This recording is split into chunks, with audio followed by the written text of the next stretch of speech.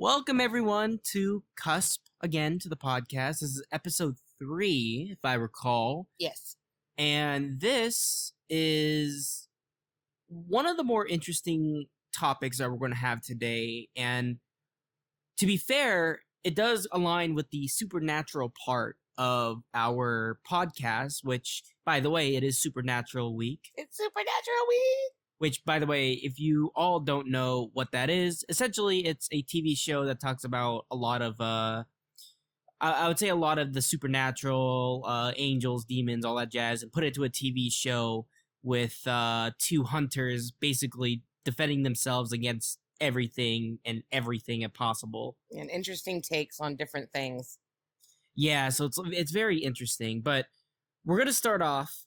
The first thing was we wanted to talk about ghosts, and we wanted to talk about the idea how ghosts are able to conversate between the living and the dead. Yeah, I would say like they have a plane of existence that they live in essentially, and they have enough energy to be able to translate with different types of tools like ghost boxes, and I would say a lot of other things too, not just voices. No, it's like movement of objects, maybe even some kind of distortion of video, which has always freaked me out personally. But there are a lot of things that ghosts are capable of, and I do believe that ghosts do exist, but the amount of energy needed by a ghost to output to kind of talk with the living is big, right? They need a lot of energy to be able to do that. Yeah, there's like different types too. So you have like your apparitions, shadow. Then you also have poltergeists. They tend to be the ones that can actually move things around. So the history is really, really long, and it goes really far back, but a lot of ghost stories or events or experiences with ghosts have been different for different people throughout the years. And I think that when people report it, if they report it, I mean, people are more likely to report it now than they were back in the day. And I don't want to, maybe I shouldn't say that, because back in I want to say the late 1800s, early 1900s, tarot and divination and ghosts and talking about, like they did seances. It was like a really big trendy thing back then. And then it kind of turned into that's not cool, and Ouija boards were evil, and all these other different things would kind of pop up with it. Well, that's because back then, back in I would say the 80s and 70s when movies started coming out, they had the Ouija board being the source of all evil kind of deal. Right. And to be honest with you, it's understanding because back then as well there was like a whole like I would say a movement of like rebellious people. Right. So when you had those rebellious people, they wanted to do the opposite of what their family wanted them to do because it just seemed boring. I mean, like I in think. The movies or like in real life? No, like in real life. Yeah, like, yeah. that too. So, well, both. But yeah, Yeah. but it's the idea that people who rebelled against whatever they were rebelling against, and I think right now, like, I would say a great example would be like people who were like Christian, their sons and daughters are like, I don't want to. And they went into a rebellious phase where they're listening to like music, like rock and roll and stuff like that. And people identified that as like evil music. That was kind of in the 50s too. Like 50s. Elvis was considered rock and roll, and he was really bad because the Beatles were bad. Like all these different things. But I think I understand what you're saying. You have to be careful with in my opinion, you have to be careful with the Christian label, because there are several different branches of Christianity, right? No, there's several types of magic, and so you have different sets. Like paganism. Metaphysical belief is kind of where I sit. I don't sit in one specific religious following. I don't know if that's the right word to use or not, but um, so you have all these different types of magic, and so, but you have witches, right? People who are like, I'm a witch, or I practice paganism, or I practice witchcraft. And I'm not saying me personally, I'm just saying other people. And they're Christians. They are, and a lot of tarot readers, a lot of people that do divination, a lot of mediums, they'll say, when we say universe, I say universe because it's a universal way for me to say God. Because if you say God, people automatically go to the Christian religion, and or They don't go to other religions because right, when you say God, it's become more of the typical, hey, when you say God, and especially in the United States and in other it's countries, stereotypical, I think. right? And other countries, it's different too. When you say God, and I would say Asia, there's multiple gods Right. in Well, and that in that case, culture. you would say like Shiva or Buddha or Allah, or even like And it's a there's a different whole word. yeah, and then there's It all means generally it's again generally it's the same thing. right. So I just say universe because it's more open to interpretation, because I think every person has their own belief, every person has their own following or faith, and I don't want to approach mine onto theirs. Mine is mine, theirs is theirs, and if I use a word like universe in order to describe something that they can understand, they're able and more readily, people are more open to understanding and listening when it doesn't feel like you're preaching. Does that make sense? I think I get what you're trying to say. Okay. So you just have to be careful with using like that kind of terminology, because you are kind of it's stereo, people will stereotype it into one or the other. Well, I just wanted to put that out that's what I was saying though, is that back then people stereotyped the idea of the Ouija board there. because Right. movies and even outside of movies, people always thought of these different objects, music, and other sensory things Unless you're in being. elementary school and you draw a Ouija board on a piece of paper and That seems very specific in some form of we manner. totally did that. We did, because we used to. I mean, the '80s and '90s movies were fantastic for that. Oh, there was okay. So I kind of this actually brings me back to an older meme slash kind of truth or dare deal Right. where we in my case in elementary school to high school we had people where they would use two pencils and a piece of paper that had both of them kind of like in a 2x2, and on the opposite corners would be yes and then no. Right. And so when you ask the question and the pencil turned, I think there was a specific, was it Joe? I think the name was like Joe or I don't. something simple. Your generation is completely different. Mine. Yeah. We like set it all up. We had like the letters and everything. And the funny part is like if you had a friend who had a Ouija board because their parents were just like whatever, it's just a board, um, and they had a Ouija board, that was a rich friend. Like, all the rest of us were like crafty and creative because we were broke AF. Yeah. We did not have the money for that. We had a quarter if we were lucky, or we were using like, we had to find something lighter. So we had to use a dime, and then you can't like fit your fingers on the dime to try and get it to go. And there was always someone yelling, "You're pushing it, you're pushing it." Yeah, good times. So, yeah. And I think the weird thing about these kinds of boards is when people did start stereotyping and not did any like research to understanding where the history of it came from, people all grouped up together to say this is bad or like oh this is evil and stuff like that. And so for me, when it comes down to communicating with the dead, people are kind of afraid of it because it feels surreal if they were talking to a. It feels dark It feels dark because death is dark. well, yeah, I was gonna say that it was the idea of talking with a relative that is passed away in the first place. Talking to them beyond the grave just seems a little Which is funny much. because I mean, the, it's to me, it's funny because I think that if you are talking about somebody else talking to a family member who's passed on, and you're not part of that, then you kind of look at it from its perspectives. You're looking at it from an outside perspective of that's creepy that that person can talk to this person or that person's grandma or cousin or whatever. And you're thinking it's kind of weird. It's a little dark. Death is dark. But if you are actually the person that has had someone passed on and you want to hear from that person, it's not creepy anymore.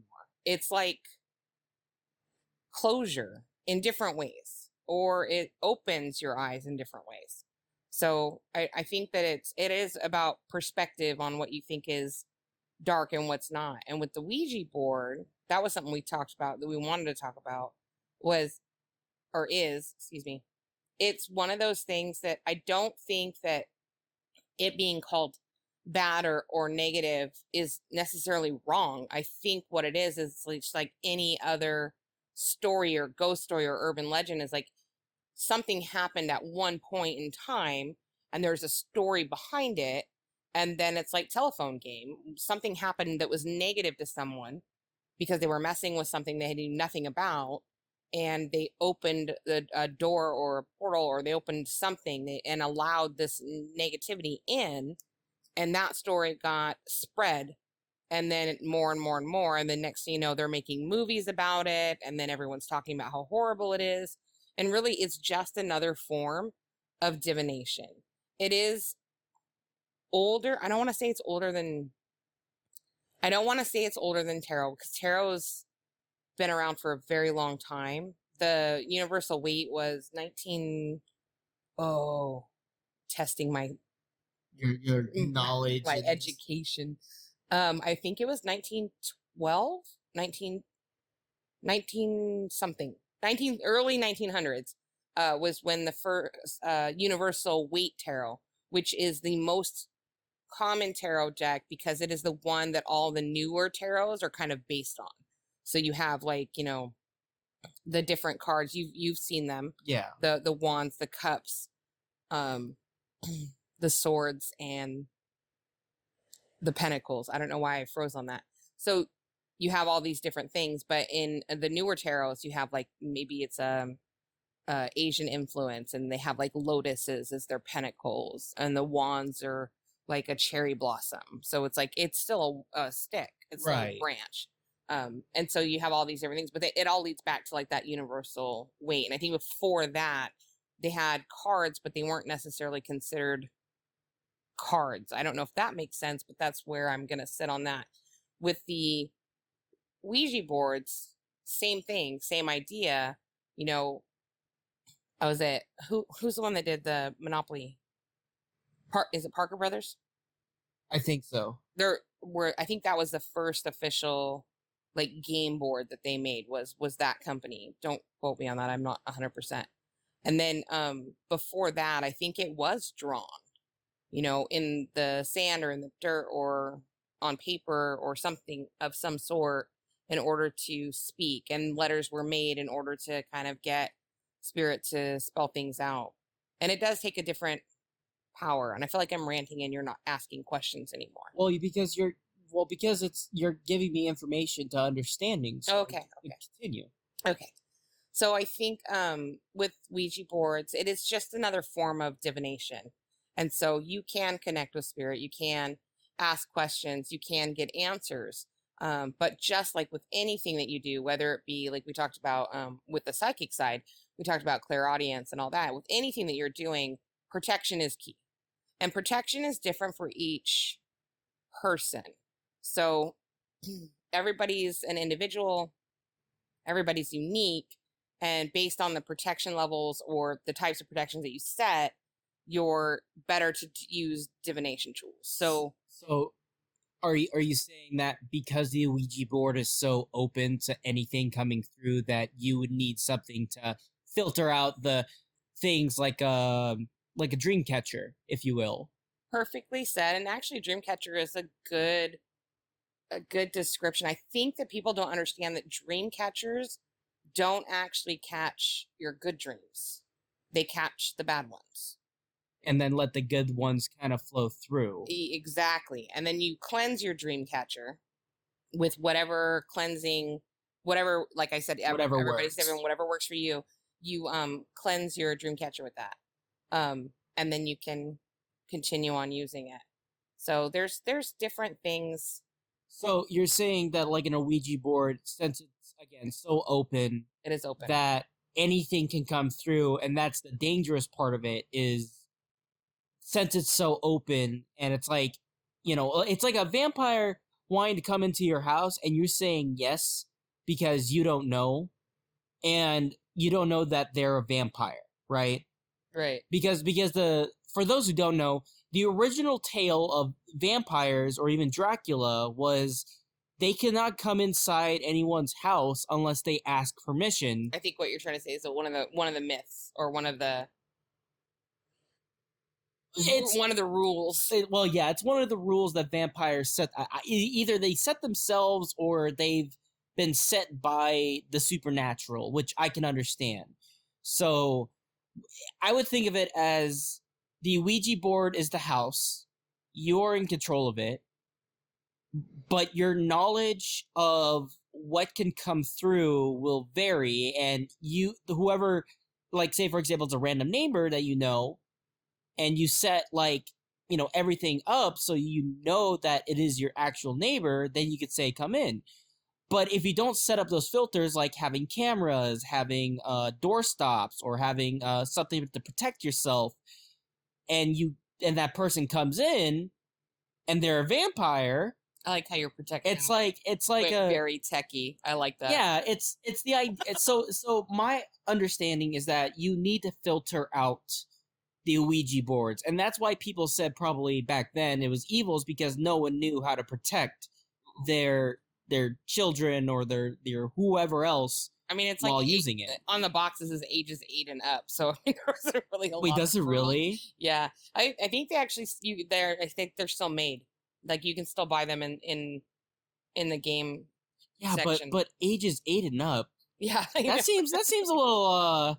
So like, but you're right with the protections. But that's with any divination. That's runes are going to be the same way.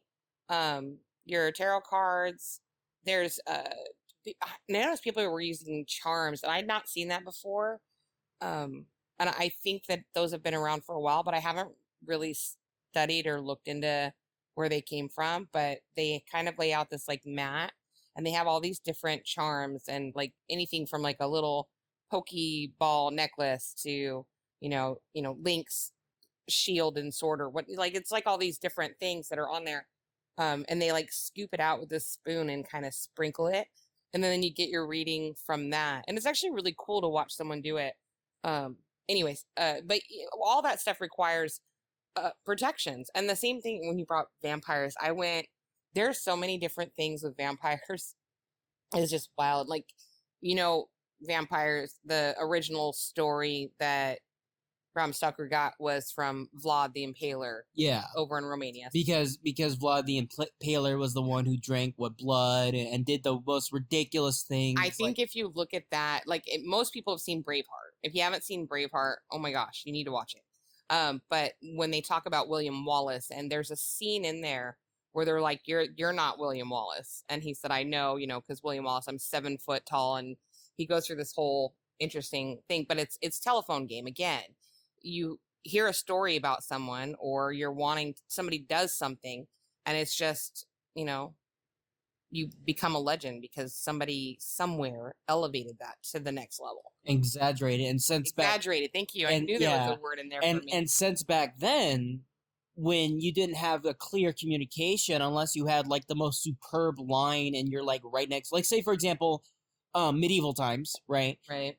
You have castles, and you have kings and queens, and you have messengers. Those messengers could get, hurt or killed by thieves or bandits and whatever else. Which is where you get "don't kill the messenger" from. Which is don't kill the messenger, because the messenger obviously has a message that is important to maybe as food supply, or maybe understanding that there are wars going to happen, or whatever else. Right. And so I think what I find interesting about that is that kind of relates back to how people exaggerated the idea of Ouija boards and calling out ghosts and things like that, because people like exaggerated things. And I don't think that it's majorly exaggerated. I think that parts of it are factual, parts of it, somewhere, something happened to someone that played with that. And it created this story that did get built up and maybe changed and brought up more over time.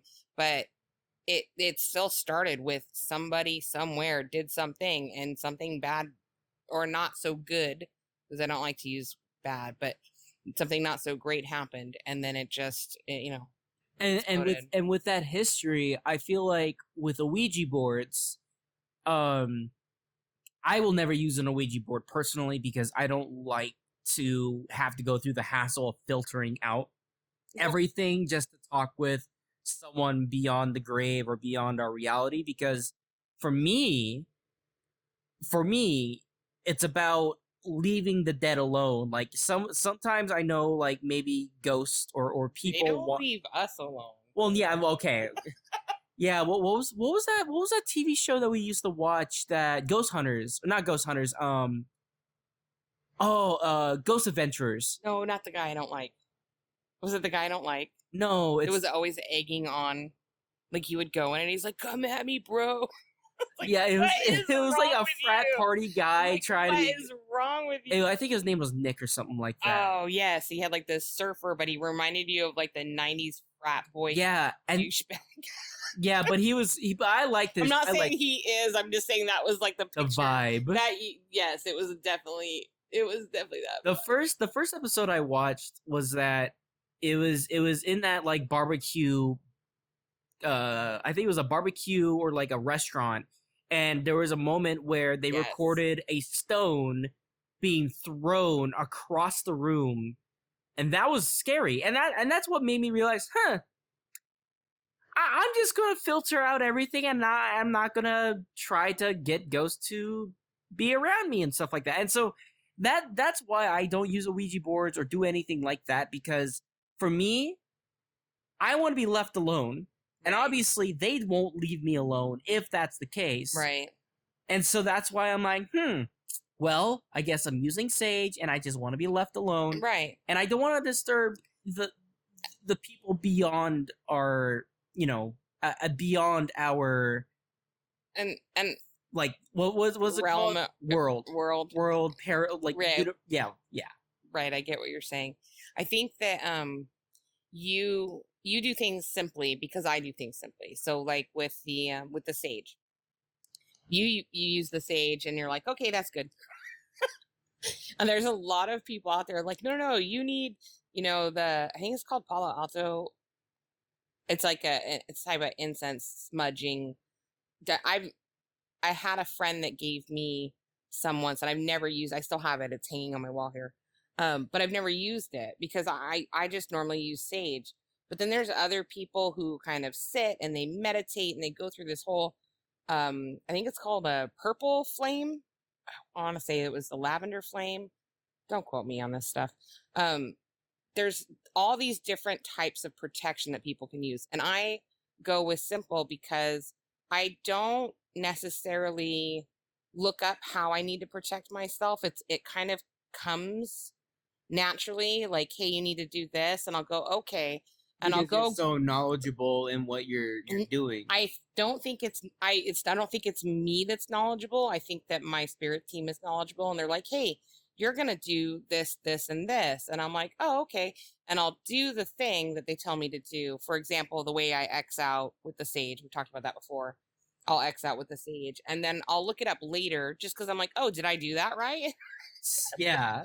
And I'll read up on it. And it talks about, oh, yes, do this, this, and this. And it's like an 8-step process. And I only did 3 of the steps, but I feel really good about those 3.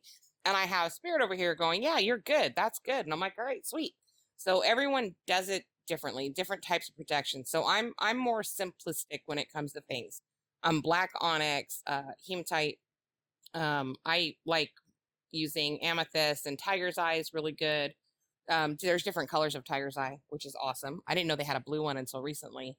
But there's different colors of What's a tiger eye actually? tiger's eye is a type of stone that is it reminds you Of a of tiger's a eye. tiger's eye. Ah. It is. But it's a type of stone. Different stones have different kinds of protections or different kinds of things. Like I wear amethyst and amamatrine, which is the purple stones, if people are wondering what those are. And those help with intuition, and also I use them for honesty, integrity, and just like There was there truth. there was one I bought myself an amethyst stone because my understanding is that amethyst is a really great stone to transfer energy into the stone or to kind of like Didn't we talk about this on? yeah before, but I wanted to Okay. explain like why I got it for my girlfriend. That's what Right. I said before. Yeah. I got it for my girlfriend and I got it to her because I knew about it. There was another stone that I was intrigued about though, and that was the aquamarine. But I think we should get back onto the ghost part Yeah, and let's go stuff. back to the ghosts. Rose quartz is really good for love and affection, by the way. Well, yeah, because it's pink, right? It's well, I don't think that's why, but yeah, it is Pink is the color of love. pink is the color of love. But so back to the ghosts. You used to watch that show, and I would hear it. I'd be in another room, and I would hear that guy's voice, and it was like nails on a chalkboard. Yeah, And I go put my earbuds in, sit down, grab my book, and just ignore. I honestly enjoyed watching it because I did watch it a few times with you. for me it's about the legends and the lore of Yes. different locations, like Alcatraz, for example. That was one of his most famous episodes because that area, Alcatraz, was so haunted from what people were saying Right. that it was kind of disturbing and weird that we were seeing all these things happen in that episode. Now, a lot of people could say that that show is fake. I will say for 100% certainty that sure, they had a production team, but they were the only three in that place. And that's why I think made it different in comparison to the all the other shows, cuz Ghost Hunters had like 10 to 12 people. Right. And that I think in turn makes Ghost kind of wary of doing stuff that's around that. And that for me is interesting. Why is it that ghosts want to do stuff when people are not around, but when we are around like a certain area, they don't do anything at all unless they're like really, really, really like what ghost energy, have enough ghost energy to do it? Well, no, we were talking about that before too. We were talking about energy on the last one. We kind of touched on it a little bit. You went off on a different viewpoint on it, and I was just kind of listening. But with energy, if you're taking up space in the room and you're living and you're taking up that space, they're not necessarily going to be able to come through and talk to you unless you have the ability to. I don't want to say, because everybody has an ability. It's just different levels. But when you get to a level where you can actually hear or understand or pay attention to what's happening, you'll sense it. And not everyone can sense it because, we're busy in our own lives. We don't focus on what's happening in a room. Right. But people who are sensitive to it will notice. So, and the ones that are like moving stuff, that are actually being active, yeah, if you don't have normal senses, you can still see that. So it's not that they get quiet when people arrive. It's that when people arrive, it's not necessarily people who can sense it. And there's a lot of, I like watching, honestly, like History Channel and National Geographic has done some really good ghost stories and history. And I love all that stuff. And the only problem I had with that show was just that guy. And I think it was not necessarily like even his voice and style, because I like Guy Fieri. Yeah. And he's like Yeah. the blonde version. But I think one of the things that I didn't like was I didn't like the way he egged him on. You didn't like how he was trying to get a reaction. Right, because you can get a reaction. So, I mean, it's not, Give me a second to process. Okay. So it's not any different than me coming up to you and giving you a hug. Okay. I'm going to get a certain reaction when I hug you. Now, if I walk up and slap you, I'm going to get a reaction either way. So why do you have to go in and start slapping things around when you can go in with a positive mindset and ask for the same things and receive the same things? I think the reason why he did that, though, I think it was because of the history, because there was context behind all the locations, and they went into detail about it, like, oh yeah, this there was a murder that happened and the murderer died here and stuff like that. So I think the way Nick handled that was giving out the same energy of how, like, say for example, if it was a murderer who's now left in that house forever, he was going to give back out that same energy of like, you're going to do this, let's do this, let's go. And it kind of like gets into that mentality of what's up, you gonna do something, what's good, Which, what's good. right, no, which I find interesting on a different level because I like true crime and documentaries. I'm interested in how the murdering, like the killer mind works, and serial killers and all that. And I don't want to say that I'm interested in those as like I'm a fangirl, but I am interested in how the mind works and what makes somebody choose to do that, or what processes or what human emotional sides are gone or missing in order for somebody to move forward with something like that. And I think that him yelling and screaming is kind of like, it's the idea of the Ouija board, where you hear a certain thing by watching movies and TV shows saying the Ouija board does this or it'll do that, or if you burn it, it's just going to come back.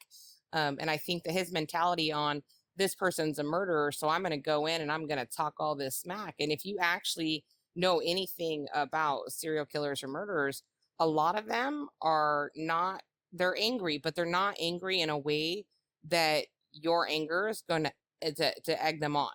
Like, the thing that bothers a lot of those people is actually happiness and goodness, because they don't know what that's like. They know anger, they know frustration, they know pain, they know hurt.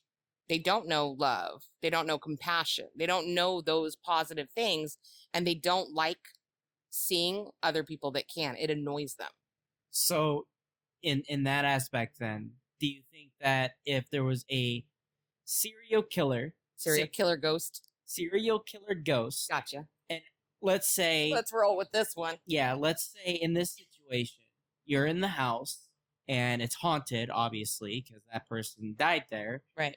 But instead of trying to egg them on for reaction, you're going to be nice about it and say, "Hey, can you give us, this, this, and that? I'm going to be very respectful as much as possible. Can you do this, this, and that?" Do you think that they would get a much more of a reaction in comparison to a ghost that, a random civilian person was, and they don't have those tendencies of, having anger being the main thing that they go to? Okay, I'm going to answer, but I'm going to sidestep a little bit in order to answer. So earlier you mentioned vampire, so I'm going to go with vampire. So vampires suck blood, and I think that the story behind that is that it's energy, right? Because what's in our blood? Energy, right? Yeah. So a vampire would suck energy. So I would think if you're a ghost and you're wanting to get energy because you need energy for whatever reason, then I don't want to go into details about why they would need it. We'll just say that you need it for whatever reason. Yeah. So you're a ghost, need energy for whatever reason. Now let's say you're a murder, you're a murder or a serial killing ghost. Is that what we want? Yeah. So okay. So, and you lived in this house or resided in this house, and you and I are in this house, okay? And let's say we fight every single day. We're always fighting about everything all the time. All we're doing is giving that negative energy and feeding that to a negative thing. So it's kind of like similar. Oh, so it's like similar to, so like, it's going to be happy. It's going to be quiet. It's going to let you do your thing because you're being exactly what it needs. But now reverse, that person or that ghost is here. Serial killer ghost is here.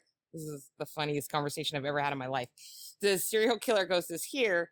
We're here, and it's nothing but love, and it's support, and it's compassion, and it's wonderful, and it's good. This positive energy that's actually pushing that negativity away, because that's what positive does. So you have light and dark. You have yin and yang. You have, Positrons. right? Because Not positrons. What am I talking about? I don't know where you were going. No, with that. no. What? Science class 101. Positive atoms and negative atoms. I forgot what they're called though. I thought you were gonna Protons and neutrons. Neutrons. Yeah. What was the one in the middle? I don't know, but I know something's the powerhouse of the cell. The mitochondria. Everyone knows that one. Oh, I like how. Remember that time? Okay, sidetrack. wait, no. Wait, I want to sidetrack with this one though. Okay. Because I remember I was struggling in middle school of trying to remember that mitochondria as the powerhouse of the cell, yes. and you reference horses.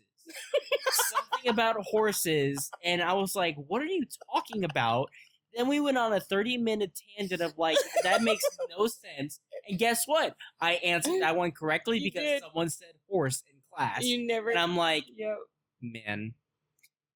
Okay, so back on track. I do word association. So like when I was learning medical terminology, I used word association in order to remember different things. Or if I'm at work and somebody says, hey, can you do this? Then I have to learn how to do that set skill, and I have to do it in a specific order. I'll make a pattern to it that has nothing to do with medical to do it. Gotcha. It's just what I do. So here's the other thing now is with the ghosts, right? And them having different energy that they need. Does that mean in some cases, if you were to, so that's where you would have the filter for the Ouija board, because then you'd be able to filter out the different energies of either positive or negative, so that you can talk to the ones that are positive in a sense. And it's not that you don't, and positive and negative is do you think that's subjective? I feel like that's subjective, thank right? you. I don't, you're getting all my words today. I'm so proud of you. I think positive and negative is subjective when it comes to who you're talking to, because I might talk to somebody who's, for example, I went on a ghost tour with a friend years ago. We'll just leave it at that. I don't want to give away my age here. But I went on a ghost tour in Seattle. And one of the stops that we went to was just to stop and kind of get snacks and refreshments during the trip. So we had just left a cemetery that had been moved. And the cemetery was one of the, it kind of reminded you of Poltergeist, where their suburbs or housing had been built where the cemetery had originally been, and they moved the cemetery to the new location. But unfortunately, all they had at the new location were the headstones. Or just the headstones? Because the houses were built over the cemetery. Oh, see, I don't like that. Okay. I don't like that idea of building a house over a cemetery, or what was it that a lot of people used to say? Oh, like in The Shining, they built it over a what was it? A ritual. You're thinking of an Indian burial ground, and I don't think that was The Shining.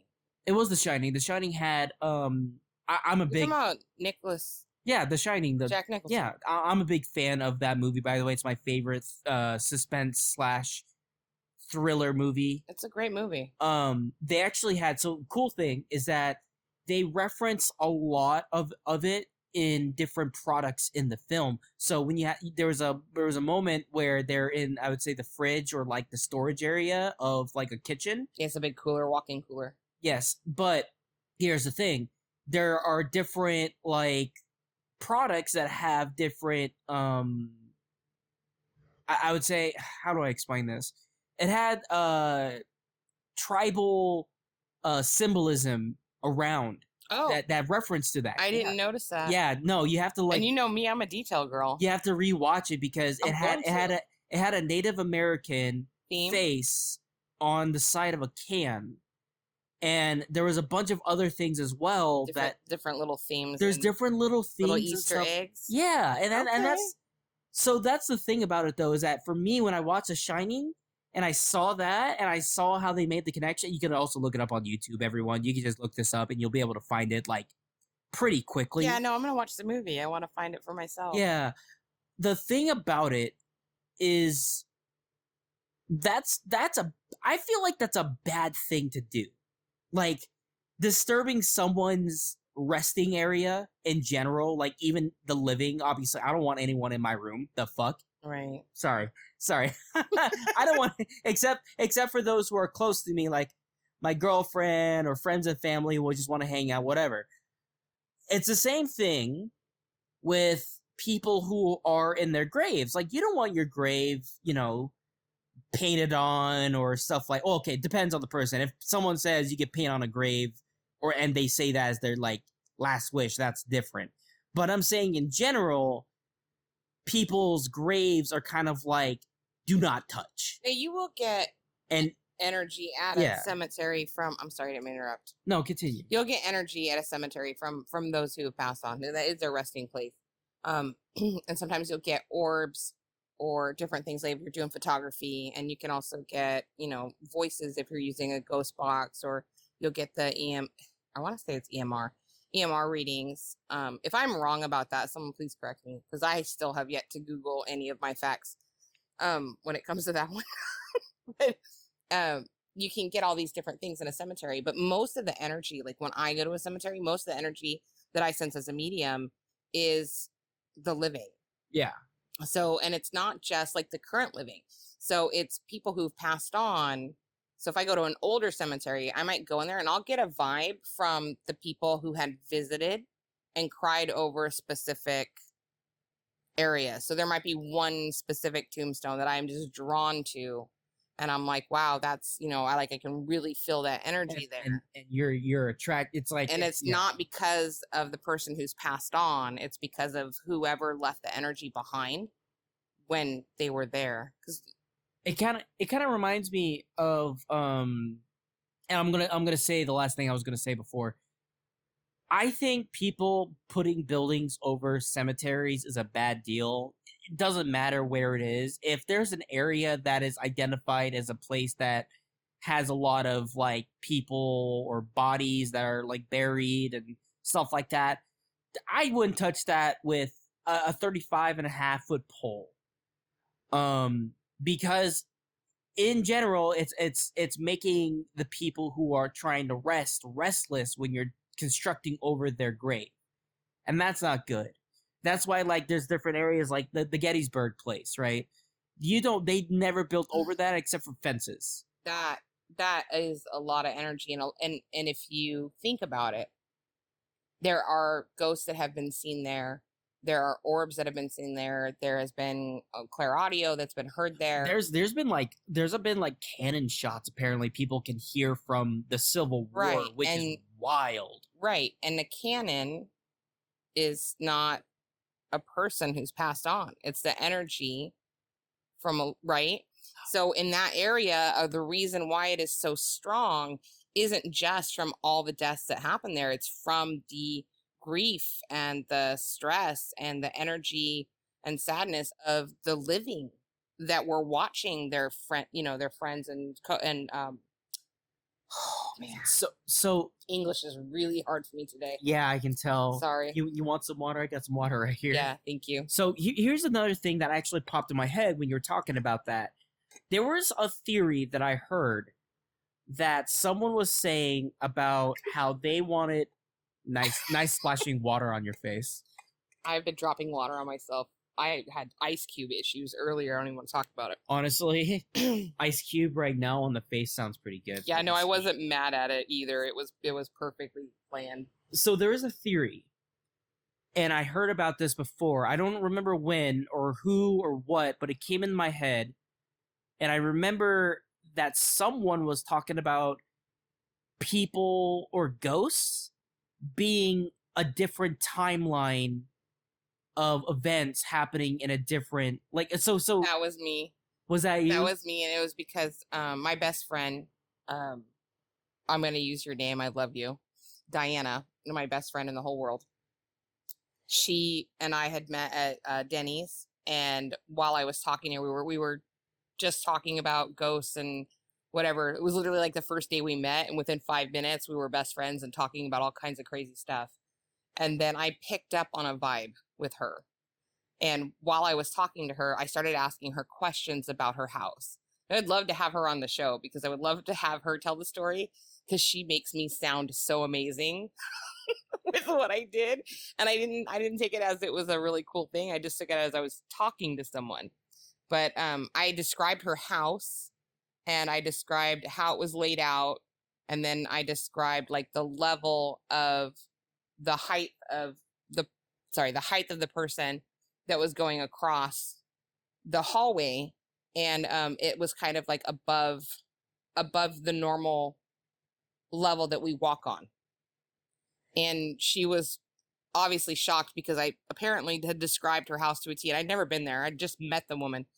And we were talking about different heights, and I talked to you about this at one point.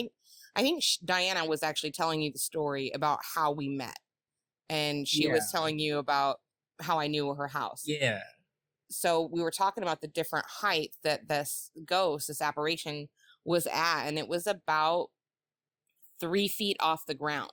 And so one of the things that we discussed was there is, if you believe in alternate dimensions, I didn't feel that this was a ghost. I told her I felt that that was a living person, and she's like, no. So when I pictured it, I did picture it off the ground. And so we were talking about alternate dimensions, alternate timelines, and that's a whole nother can of worms of fun. But alternate, if you just do a little snippet with it with me, um, if there is such a thing, or if you can wrap your head around the idea of an alternate dimension or an alternate universe or an alternate timeline, then that person or that apparition that she saw that crossed her living room, because it only happened once, or no, maybe it was 3 times. Anyways, it had crossed, and she looked afraid of Diana. So this apparition was like shocked to see Diana. She was just as shocked as Diana was to see her, and she didn't know what to do. And so we were talking about how an alternate timeline or an alternate dimension is mathematically, and I don't remember where, I know I looked this up at some point. So if somebody wants to do the research and correct me, by all means, please do. It's 3 feet above our level. So I see what you mean. Like people would think that ghosts are floating. In reality, no, they're not. They're at a different right level of a time that is so right 3 feet above, almost exactly how our world is, almost exactly to a T. Which means they're not a ghost, they're not a deceased person, they're just an energy that happened to cross paths with your dimension or your timeline at the same time, but they're on a different height level as far as their floor goes compared to our floor. So it seems as though they're floating. So to us, in their timeline or their dimension, their ghost stories must be about how all their ghosts are missing, like their calves down, because we're 3 feet below them.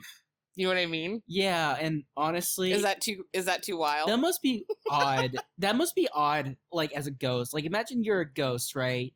And you're going around just exploring, and all of a sudden you just see You're living your best death. Yeah, you're living your best death alive. just living without living, and all of a sudden you just see some random other apparition passing by you in different clothes and different times At a lower level and looking up to you, and you're just confused and like, what are you doing down there? I just pictured myself. I'm sorry, I need to get off Instagram. I just had this image of that meme or the video. A piece. Just a piece. Yeah. Say next time if you see a ghost and they're kind of floating, chances are it's somebody in another realm or another dimension or another timeline. Just lift your hands up in the air and say uppies. I actually wonder. I actually wonder now. Traumatizing for life.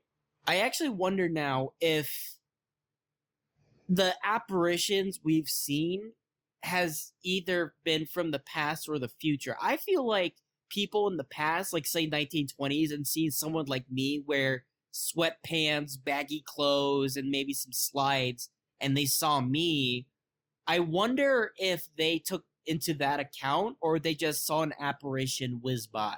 Well, you have to, okay, this takes you into a different level of supernatural, and also like it goes into history. And I think that it kind of leans towards curiosities. So there are certain cave drawings, right? Yeah. And there's also Egyptian hieroglyphs where when you look at them and you're reading them, there's some of them that looks like you can see an airplane or a UFO. And so at some point in the past, somebody saw a glimpse of the future. Or maybe there was an actual video. There's a painting that was done by somebody before planes were created. And I'm trying to remember what the painting was. Oh, was it like the future of like this, and that? And they showed like how there was flying machines, and was it like back when Leonardo was Leonardo da Vinci was alive? It was a famous painter. I don't know if it was Leonardo da Vinci. It was definitely a famous painter, and they did a painting. It's a this one I am gonna Google because I do want to know what that is.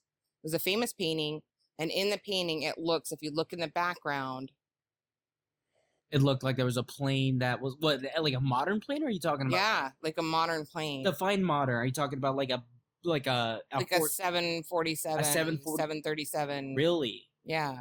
I don't remember. I'm gonna have to look it up. I don't remember which one that was. Where were we at? We were talking. Oh, I was trying to tell you about the story in the Seattle ghost tour that I did. We got distracted with like the theory of like timelines being Theories overlapping. Are fun. Continue. Okay.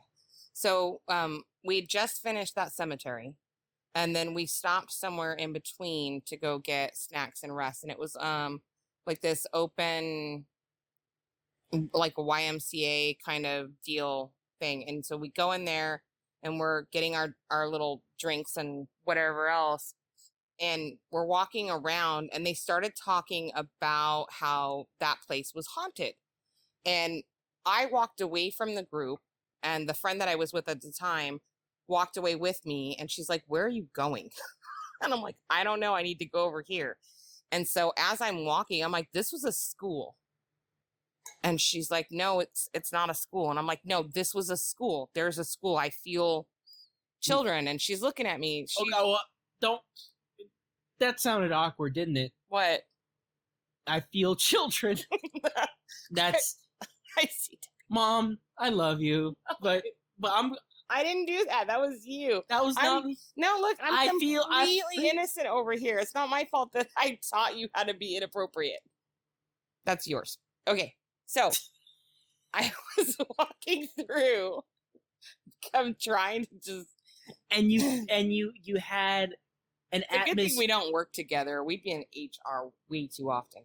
Okay, so I'm walking down the hallway. How loud we are and the things that we say. Everything. Yeah. I shouldn't say that. So like we should edit all of that out. No, me too. No, it's fine. Okay. You make the decision when you do the edits. Okay, so I'm walking. I'm probably gonna leave this in just on purpose, just to just to let everyone know that she said that. I didn't say it. Okay, so like it's on recording right here, right now. Fine. They know how I said it, and they know how you took it. So you're gonna be the one that looks bad. Not my fault. Not my fault. Not my fault. I didn't say it. Okay. I love you. Love you too much. All right, so I'm walking down this hallway, and I'm like, "This used to be a school." And I said, "I sense." Is that better? I sense children here. It's not what I said to her, but we're gonna change the verbiage. Thank you. This sounds way better. Okay. So I'm like, "I said children here." And she said, "No, it's, whatever building it was." And we saw the name on it when we walked in. I don't remember what it was. And I'm like, no, this was a school. And I walked into a door, and it was like a janitorial closet. And I was like, this is weird. This isn't supposed to be here, was what I thought in my head. And then I looked at her, and she's like, what? And I'm like, I don't know. And there was a lot of stuff that I never said out loud a lot of things to her, because she was actually, unfortunately, one of those friends that if you said anything would tell you that you're wrong or you're delulu or whatever. Delulu? Yes, I just said delulu. Oh, goodness gracious. Oh, you have no idea the words I have. I might end the podcast right now. Yeah. I'm cringing, and my toes are curled up so bad they might pop out a bone. I'm totes adorable. Help, please. Okay. Moving on. So I'm standing there, and in my head, I'm like, this isn't right. Something's not right. And the tour guide was walking towards us. Everybody was off doing their drinks or whatever. She said, are you guys okay? Are you lost? Are you using, the bathrooms are over here or whatever? Because she could tell we were like, I was opening a door that I had no permission to do. I just did it. And I said no. And then I looked at her and I go, this feels weird. And my friend looked at me like, why would you even say that? And then the tour guide smiled at me and she said, this used to be a school. And I said, really? And I looked at my friend, like side-eyed her. I totally side-eyed her. And she was like, oh, shit. and she said, yeah, this used to be a school. And that closet there behind it went down to the old boiler room. But it's closed off now. It doesn't exist anymore. And I was like, oh, okay. And so we were talking about it. She was telling us that it was haunted, and there had been talks about noises, and there was a woman that walks the halls, and she's an older woman and like lady in white kind of style. And my friend at the time said, is that what you got? And I said, no, I was sensing, good Lord, is not the word I use, but whatever. I was sensing a young man, like 8 or 9. And I can picture him right now. So short brown hair, brown eyes, cute little button nose, like he's adorable. And I sensed a boy. And then I said, but it felt like it was through this area, but it wasn't. It's like on the other side. And she said, well, that is a classroom where he died. Yikes. And I said, okay. And then my friend at the time was like, okay, that just happened. And then the door that I was looking at that went down to the boiler room, there was absolutely nothing to do with that young man and how he passed. The boiler room had nothing to do with it. It was just that when I looked at it, it was different. Something felt like it was off. And it was like a way that I was being told that this is not the building that it was before. And so that's how I was able to kind of like pick all that up. But he didn't die in the most, no, not that dying is a positive way to go. He didn't die in like his sleep. It wasn't peaceful. Okay. We'll leave it at that. So it wasn't peaceful. And so the energy that I picked up on was that of just confusion, you think? No, he knew. Sadness? Yeah, there was sadness. It was just depressing, maybe. I'm sorry, did I get really No. You kind of stop there for a second. You're trying to think of the word. It's not I'm thinking of the words, I'm remembering the feeling of it. And it was sad. It was very, very sad. And it was a lot of pain. It was a lot of pain. And I didn't know how to, back then I was still, new to all of this. And I had a friend with me at the time that just kind of shot everything down. Anytime I'd feel anything, she was trying to be supportive, but then it turned out that she wasn't. And that was part of my kind of closing down on who I opened up to and who I talked to about this stuff, because it's difficult to, you don't just come out and tell people, oh yeah, not only am I a psychic medium, but I'm an empath as well. I'm empathic, which means I can feel what they felt. I can sense their trauma or experience. And there are times where I can literally feel what happened. And And it's very difficult to, I assume, explain because it's very hard to put into words because there are some things that I think I think there are some things that you want to share with people, and you want to be able to explain to someone what you're feeling, what that person felt, because it's like that spirit is telling you, I need somebody to hear this. I need someone to understand what that was or what I went through. And if you don't have somebody that you can explain that to because you have fears of how they're going to react, whether or not they're going to say you're crazy, whether or not it's going to hurt them or affect them in a negative way, or I've actually had someone that said, I don't want to know. I don't want to know. And I said, oh, okay. And so I spent over half my life not being able to express the things that I ran into. And this was one of those instances. And I don't know where this is all coming from, but I'm sorry. no, it's okay. It's a hard. I know I say I'm. Yeah. It's a hard thing to explain, and especially for those who are not. You're okay. For those in understanding people's emotions and understanding pain and suffering, knowing that you can also understand people who have passed away and understand the pain and suffering of that as well is, I would say, really difficult.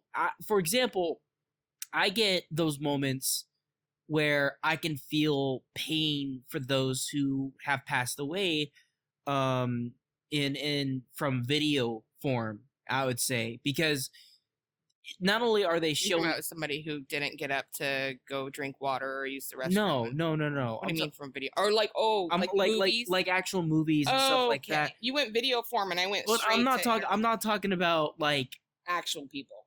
No, I'm talking about actual people. Like people who, like, I would say, let's say for example, true crime.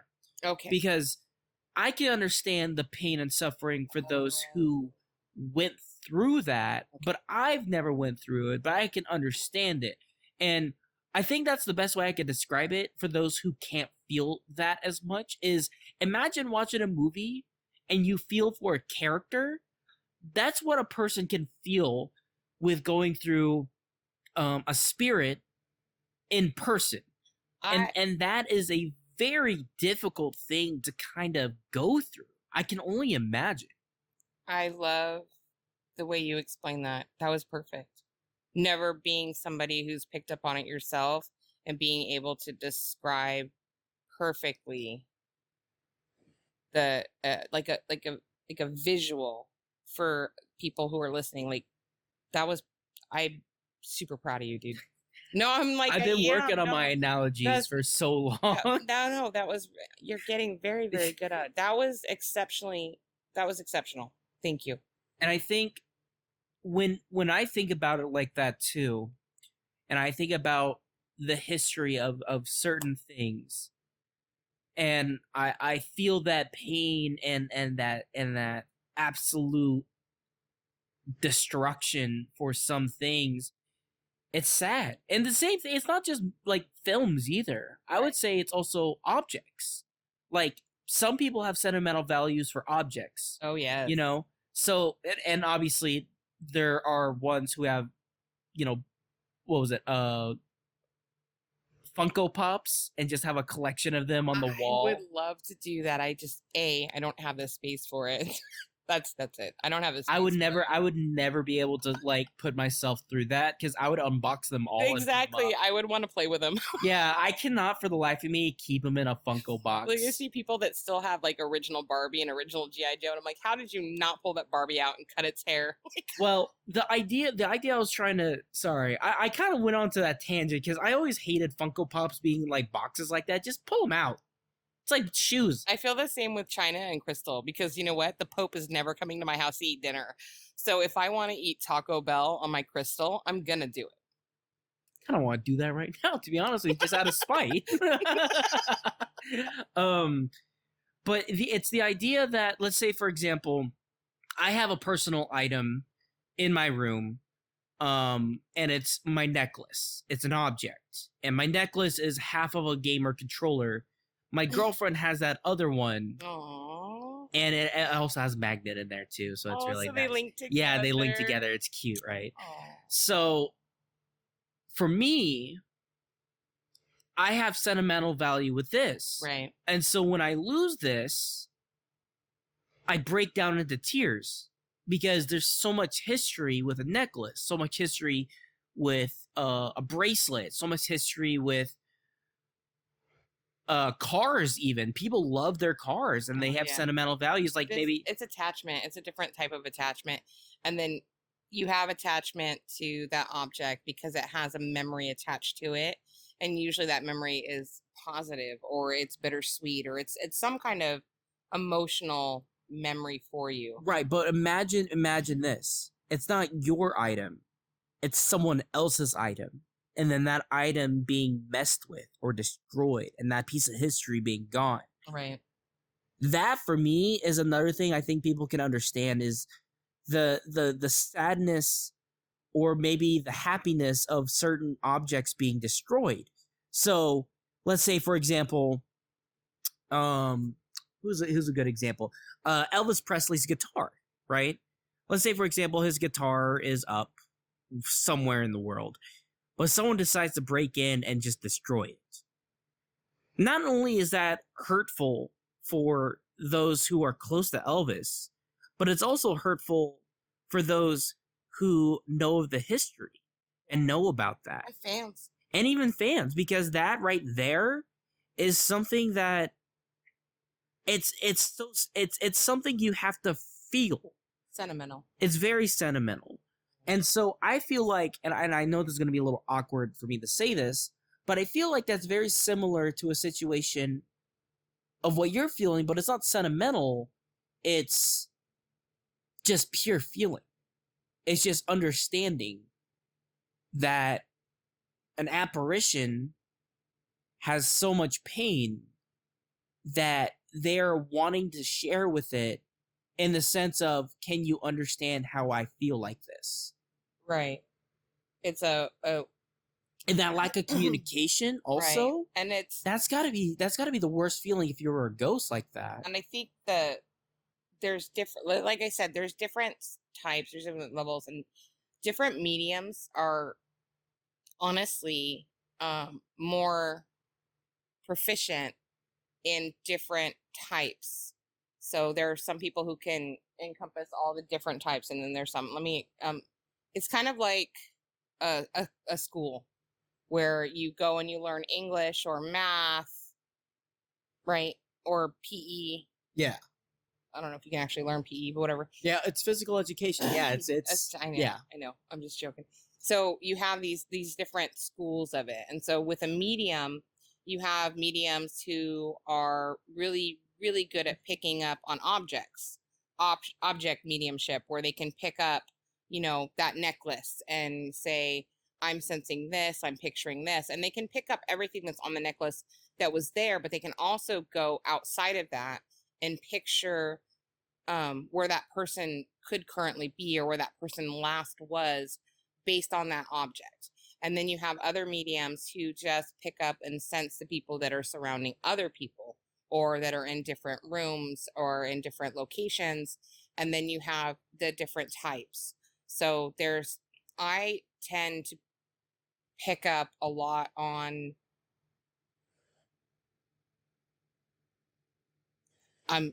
you tend to pick up. There's not I know. No, it's I know. There's not any PC way to say this, but I pick up on suicides. So you're more frequently than. So you're more proficient. I'm more proficient with people who have made that choice, and I'm more proficient with understanding people who maybe not necessarily that oh It's pain and suffering is a horrible way to say that, but it is what I'm gonna say. Pain and suffering. I pick up on pain and suffering faster than anything else.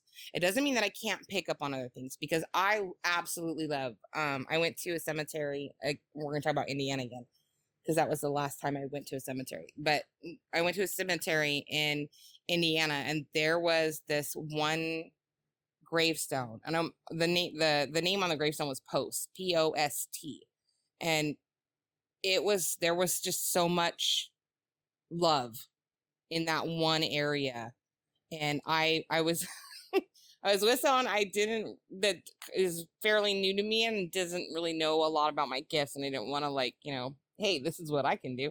I told a little bit, but I didn't say a lot.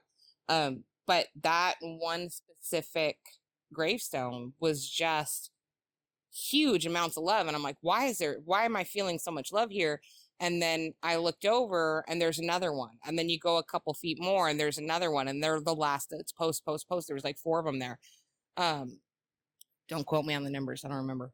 But there was it felt like there was a lot of them in this one area, and you could just feel everyone that came by. It wasn't like this big depressing, stressed, I'm sad and I'm here to visit. It was like those headstones were visited over the years by extended family, and I don't know that that's true. That's just how I feel. So I believe that is true.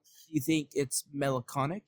Or you're thinking melancholy? No, that's melancholy. That's sadness. It was happiness. It was sweetness. It was, hey, this is your great grandson that's come to see you. But it was family. It was family. By the way, I was trying to figure out the word. My bad for those who are like hearing that. I wasn't trying to say melancholy. It was a melancholy. I can't. That word is so rough. Melancholy. It's touche. It was another word that I was trying to remember that started with M. That kind of had like a sentimental, like low on the down low love, or on the down low kind of likeness. But I'm not saying. Either way, look. Either way, it was sweetness. So I can sense and pick up on all the different emotions. I'm just saying that I tend to pick on. I don't pick on. I sense more people with pain and suffering or suicides. And I've done readings. I actually did a reading last summer for someone, and it was the weirdest experience, because do you want to hear this story? Ooh, or hour and 15 minutes. Okay. Well, you want to keep it short though? I would love to listen to it if you want to keep it short. I'm gonna see as short as I can. I went on a date. I don't want to hear this anymore. I went on a date. I went on a date, and it was the first time I met this person. And as I'm sitting there, somebody came in and started talking to me, and I was like, oh my God, I can't do this. I'm on a date. But I'd made a promise to myself that I would make every effort to practice my mediumship and to use it and utilize it if someone came through. And it was like, we went and ate, and it was the Pride Parade was on, and it was fun. Then we get back to the cars, and I'm like, I need to say something to you, and I don't know if it's going to resonate, but and then I said, so-and-so is trying to come through. Do you know this person? And he goes, I don't think so. So then I describe the person, and he says, that doesn't sound familiar. And I'm like, okay, well, this is the message. And then I gave him the message, and I go, maybe you'll think about it later, maybe you won't, but that's the message. And he just said, oh, and he accepted it very, very sweetly. And that was the end of, that was it. That was the end of the date. And then I got a text from him, I want to say 2 or 3 days later, and he said, hey, that message is for my best friend. It's his brother. and it happened like the year before, a couple years before, and he wanted to know if he could get with you and talk. And I said yes, and unfortunately we never were able to like meet up. Yeah, I think they live out like in like way north of us. I get what you mean. Yeah, so but we never got to get back together and let me talk to him about his brother. By the way, if you know who you are, if you're listening to this and your friend still wants to talk, my Instagram, my TikTok, everything is still the same. You can reach out to me that way.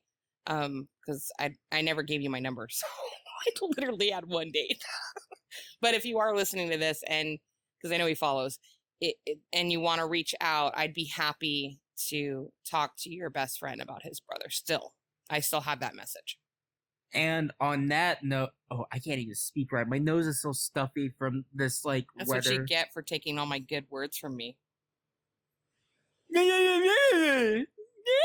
Whatever. You're probably gonna want to edit that. No, I'm gonna keep that in just to spite you. I like spiting people. I don't know why. So petty. Very. But that is it, everyone. We hope you guys enjoyed this little podcast. It was very emotional near the end because it was something that I think a lot of people don't understand as often in comparison to, I would say, the living in a sense. I would say people can understand empathy with the living more than empathy with the dead.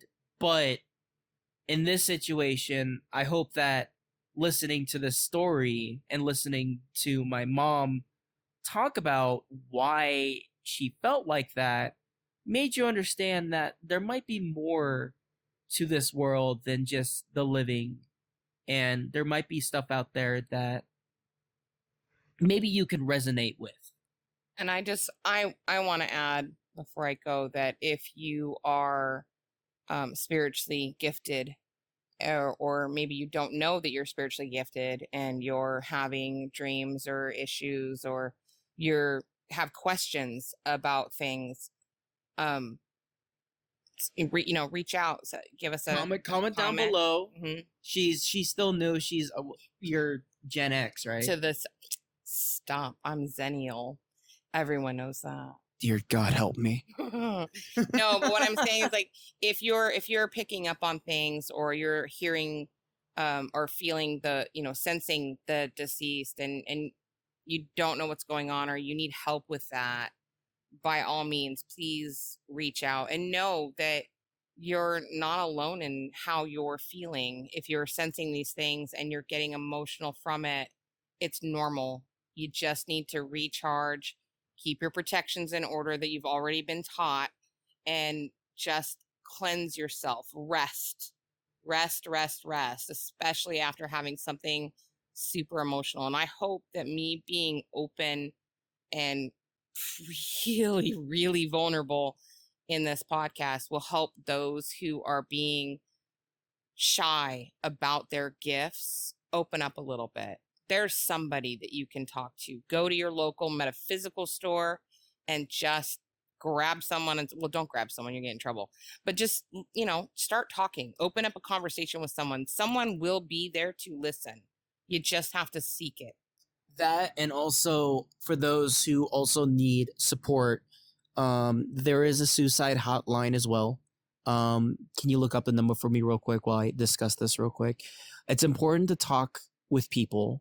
If you have those thoughts, please reach out to someone. It does not matter who it is. It could be a random stranger.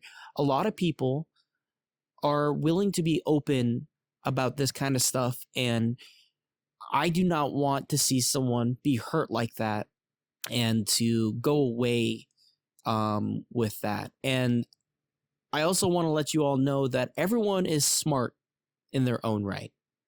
The suicide hotline, let me see the number here. 1-800. It's 1-800-273-TALK, or 8255. I'm going to say that again one more time. 1-800, thank you. I was trying to get the phone off your hand. No! It is 1-800-273-TALK. 8255 Or or suicidepreventionlifeline.org on a website, or you can type, was it 988? it's text. Or you can text 988. And please know that that line and that text is not just for you having dark thoughts about wanting to end everything. It's for everything. Any kind of stressors where you need to release and you're feeling like you're in a dark moment, call them, text them, but reach out. Please reach out. We've personally have had family members go through situations like these, and that was three people, yeah. 3 people for my mom. I had one person in my family, which I will not name, that has taken their own life, and they were my godfather's son. And I knew them personally, and it was sad to see them go. So please, if you have any of these thoughts, if you have any dark moments, reach out. Anything helps. Does not matter. Anyways, let's end this off on a good note by Love and light. love and light. And I want to say one more time, I was going to try to say this. Everyone is smart in their own right. Yes. No one is dumb. Yes. People have proficiencies and use that to your advantage. Yes. But that is it. We hope you have a great rest of your week. We will check you guys all later next week on Sunday. And what is the next thing we're going to be talking about next week? Let's see. We are on Supernatural, so it will be Universe. Universe. Ooh, karma. That'll be fun. I am a person of karma, and I also am a Yes. person of yin and yang. So this will be very interesting. Yes. Good times. But anyways, we'll check you guys all later. Have a great rest of your day. Bye.